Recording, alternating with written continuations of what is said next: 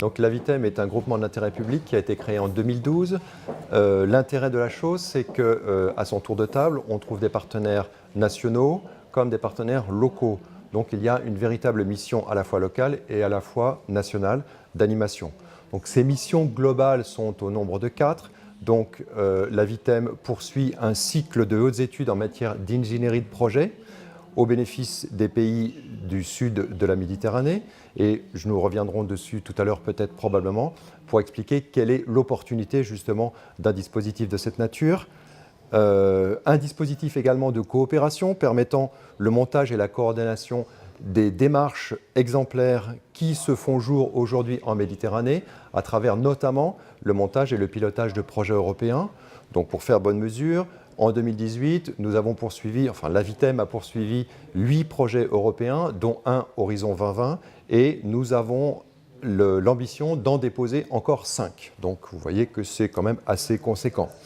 L'Avitem, c'est également un lieu de rencontre et de débat dans une dynamique de capitalisation. Nous y reviendrons également un peu plus tard. Et puis, c'est un véritable centre d'expertise parce que son réseau est essentiellement constitué d'experts. L'actualité de l'Avitem aujourd'hui est assez riche puisque nous sommes sur des projets très conséquents.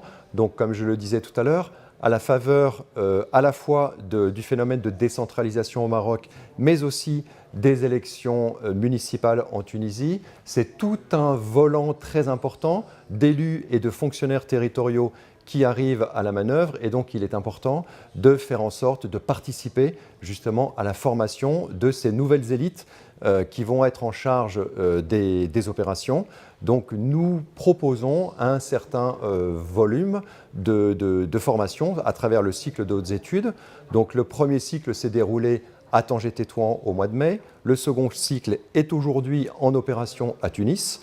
Et puis le troisième cycle se déroulera au mois de décembre à Tirana en Albanie.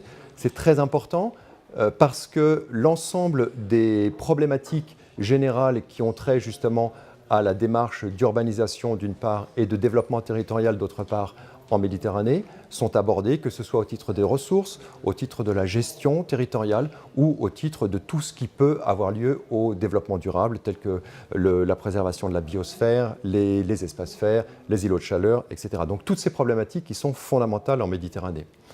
Un autre sujet donc, qui est très important, et sur lequel nous sommes également très impliqués, c'est la relance du réseau des opérateurs, des aménageurs en Méditerranée.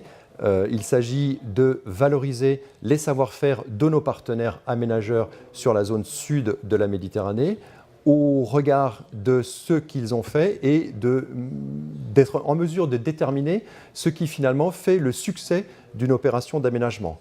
Donc nous avons comme partenaire principal Euroméditerranée, qui est l'établissement public d'aménagement de Marseille, qui lui a développé un savoir-faire considérable depuis plus de 20 ans maintenant et qui a entamé la deuxième tranche avec le programme Euroméditerranée 2. Et donc l'idée, c'est vraiment de valoriser justement tous ces savoir-faire et d'être en mesure de dynamiser cette perspective et ce réseau avec l'ensemble de ces savoir-faire et de ces spécificités.